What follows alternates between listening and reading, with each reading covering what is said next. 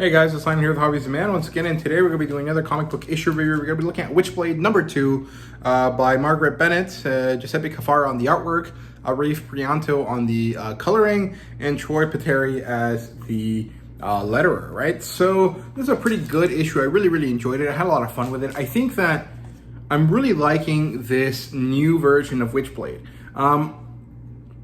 I wouldn't necessarily say it's better than the original or anything like that, because I don't know enough about the original to really decide if that's true or not. And there's only been 2 issues so far. But I am liking the pace at which it's moving and the concepts behind it. It seems to be very much a focus on the character, right? It's exploring this person as she's dealing with the fact that she now has this like ancient, crazy feminine venom thing attached to her, right? And what it means to be herself now that this thing has gotten together with her, right? So it's a pretty good issue. I really liked it. Now let's talk about it in depth here. So it opens up at the precinct. Basically, Sarah has been locked up because it's a standard procedure for when cops get involved in situations where they weren't directly called, right? And she's an investigator or a detective at this point. So they're chasing down this lead in the first issue to see if they can find crooked cops, but that's not a sanctioned operation, right? So she's in trouble for, killing these guys, even if it was in self-defense. So she got put in the precinct, and she got locked up inside the precinct, and she has to wait for a decision, right? As she's doing this and explaining this to us, some asshole guy shows up to taunt her. He tells her that, her dad was also kind of up and about where he wasn't supposed to be, and that got him killed. Is she going to do the same thing? And then when she doesn't respond, he just kind of mocks her and tells her, smile for me and I'll let you out. And she doesn't. And we don't get to see anything happen to this guy, but eventually she's let out and she leaves. And she waxes poetically about women's lack of autonomy, right? This doesn't really resonate with me because I'm not a woman. I don't really understand a lot of what is being said in the way that it's said. Like I can understand the words, right? But I've never experienced that. And so I don't know exactly how it works, right? Whenever I was reading it, I was like, oh, kind of tying it to how guys interact with the world sometimes, right? And it didn't seem constructive, so I stopped doing that. I just decided to read the book on its own, right? Without really kind of trying to delve deeper into that, because I didn't think it was useful for me to do so. But it was a pretty interesting kind of bit of information there. I think it's interesting to use the Witchblade as this exploration of femininity, or maybe feminism, if you want to call it that. I wouldn't really, but that kind of idea that these are concerning, interesting kind of things that women deal with, and now we have like a female character that can kind of encompass that, which feels like stuff that Wonder Woman should be doing, but she doesn't, because DC doesn't know what to do with her. But yeah, there you go.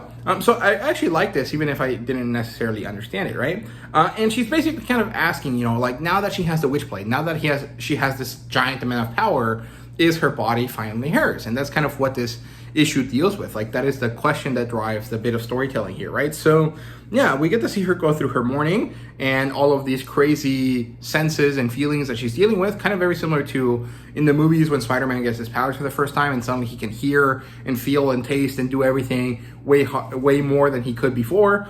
We get to see her do the same thing at noon. We get to see her do the same thing at night, and then at midnight. And throughout it, she's having this sensory overload that she's actually very much enjoying. At least it seems like it, because it's not something she's complaining about. It's something that she seems to be enjoying, right?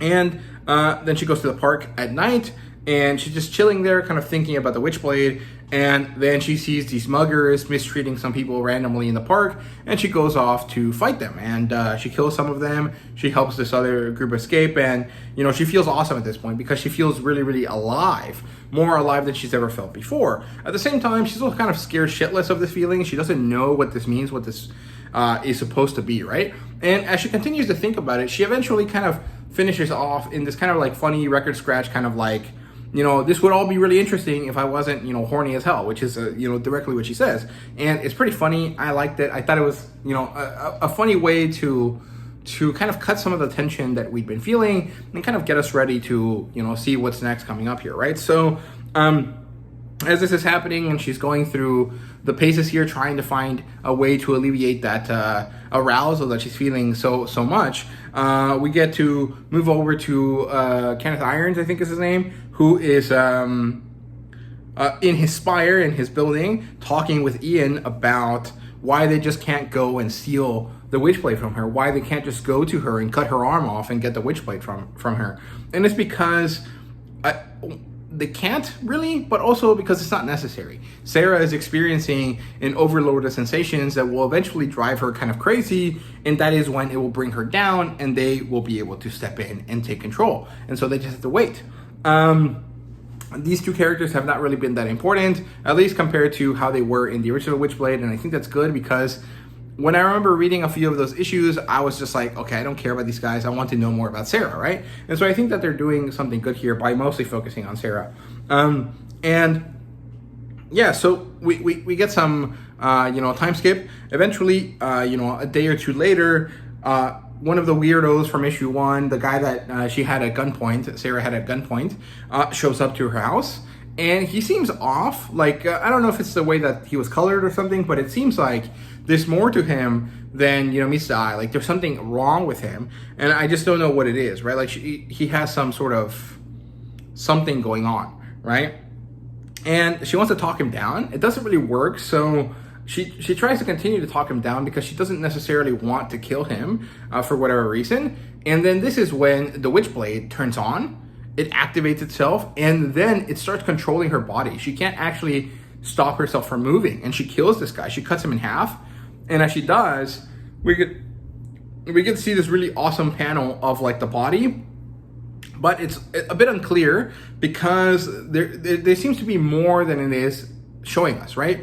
His body is torn in two. His intestines are all over the place, but they don't look like intestines. They look like dark writhing figures, right? Like kind of snakes or something, not like intestines. Now, I thought initially it was a way to show the gore of this without having to actually, draw intestines. At the same time, I think they would have just drawn the intestines because this is a mature book, right? Like there is no reason to hide it now.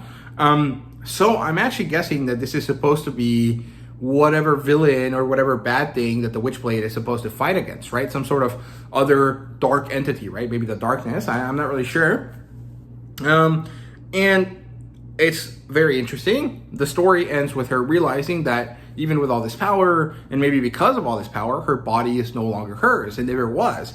And I think this is pretty interesting to tie it back into the issue of feminine autonomy. So overall, pretty good stuff here. I also really enjoyed that the artwork was great, the story was good, but there was a cover gallery at the back, and there was a bit of work done to show us how the storytelling was going to happen, right? Like what they were doing, the steps that they were doing, kind of like a behind the scenes like progress report on certain pages, right? And I really liked it. I think that they did a great job showing us these things, and I hope they continue to do so for the rest of the series. I don't want it to be something that they stop doing midway, because I really, really like this. I think it adds a lot of value to the book, and it should keep it something that people continue to buy, because there is added value to it just because they showed us a picture or two at the end, right? So hopefully that the gallery doesn't go away. I don't want them to switch it for letters pages. I don't really care about letters pages all that much. So I'd rather them keep the gallery, but who knows, maybe they won't. It depends on what they want to do, right? But we'll see. Overall, really enjoyed this issue. I think it's great. If you didn't check out the first issue and you somehow ended up watching this video, I recommend that you go back and collect it now that it's relatively easy to do so before it gets further on along the series and it gets exponentially harder, right? So yeah, I think that this is a new great take on Witchblade, and I'm really, really enjoying it. So yeah, thank you guys so much for watching. I hope you guys enjoyed, and see you guys later.